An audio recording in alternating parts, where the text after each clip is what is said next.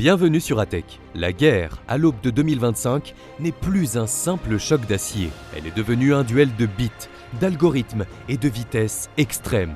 Le champ de bataille moderne est le théâtre d'une révolution technologique sans précédent, où l'intelligence artificielle, les systèmes hypersoniques et la prolifération des drones kamikazes redéfinissent ce que signifie gagner.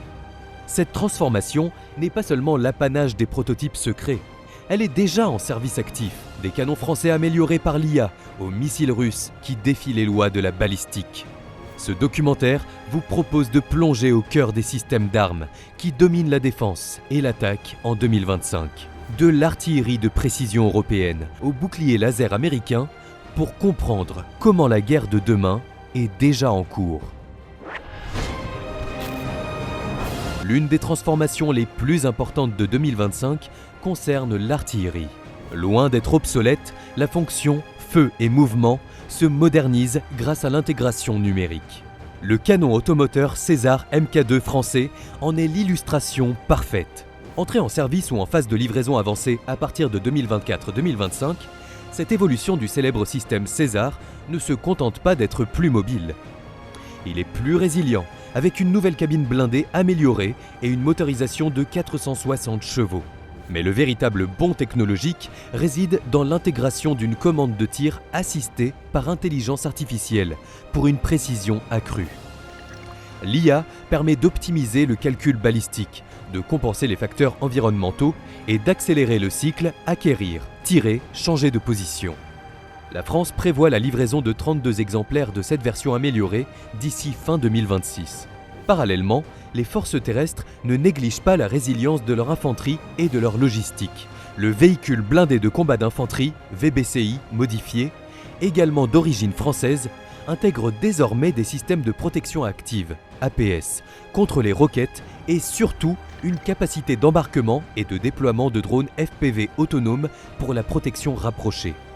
Cette intégration crée une bulle de défense locale. L'infanterie elle-même reçoit des armes modernisées, comme le fusil d'assaut allemand HK433, une arme de dernière génération qui intègre l'électronique de combat et une compatibilité numérique des données pour les armées de l'OTAN. Pendant des décennies, le missile de croisière a été la flèche de la guerre aérienne à longue distance. Le missile Storm Shadow, Royaume-Uni, et son équivalent français Scalp EG sont des systèmes éprouvés.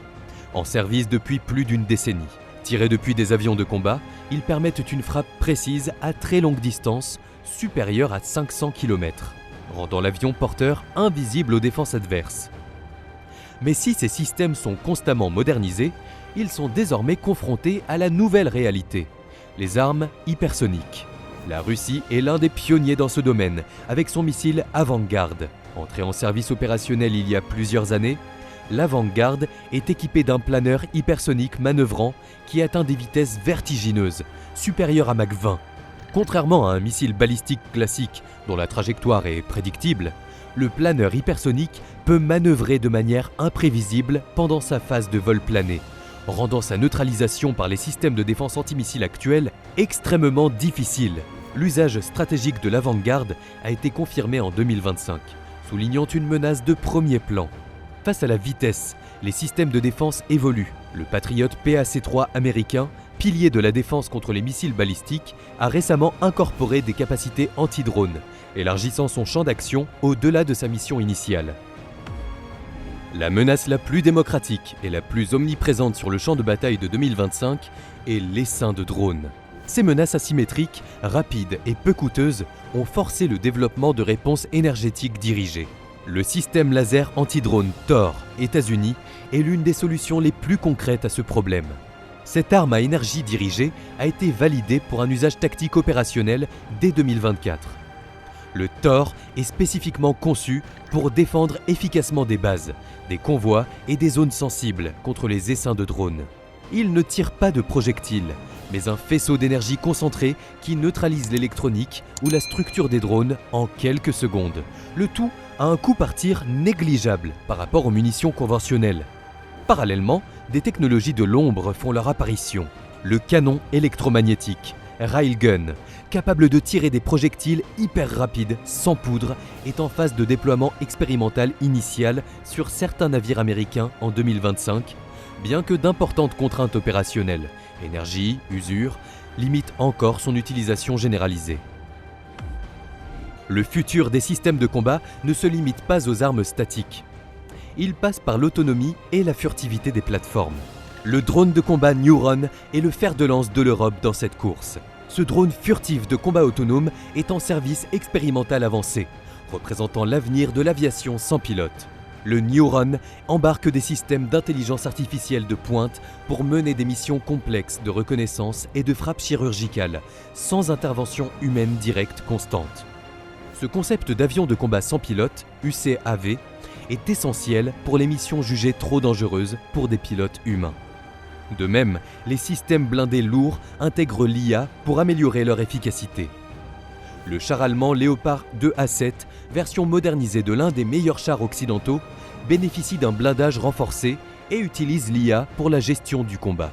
Il est doté d'un système de détection et de tir automatique lié à des capteurs modernes, permettant à l'équipage de réagir plus rapidement et de gérer plusieurs menaces simultanément. Ce n'est plus seulement le blindage qui compte, mais la vitesse à laquelle les informations sont traitées. En résumé, le champ de bataille de 2025 est défini par 3 facteurs de rupture majeurs. Premièrement, l'hypersonique, avant-garde, qui force les nations à repenser entièrement leur défense. Deuxièmement, les armes à énergie dirigée, Thor, qui sont la seule réponse économiquement viable et tactiquement efficace à la menace croissante et bon marché des essaims de drones. Troisièmement, l'autonomie et l'IA, Neuron, César Mk2, qui accélèrent le cycle de décision et de tir au-delà de la vitesse de réaction humaine. La modernisation en cours des plateformes existantes, Léopard 2A7, VBCI modifié, n'est pas un luxe, mais une nécessité pour intégrer ces nouvelles technologies de survie et de précision. L'ère de la puissance brute cède la place à l'ère de l'information hyper rapide et de l'énergie dirigée. La course pour maîtriser ces technologies est la véritable bataille stratégique de ce milieu de décennie. Des planeurs hypersoniques russes défiant les lois de la physique, aux lasers américains protégeant les bases contre des drones à $500, la guerre est devenue un laboratoire technologique en temps réel.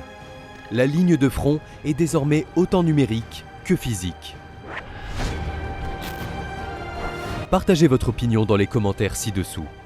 Parmi ces systèmes, quelle technologie, l'hypersonique ou l'énergie dirigée, est la plus susceptible de changer l'issue des conflits futurs? Si cette analyse factuelle et immersive des armes de 2025 vous a passionné, soutenez notre travail.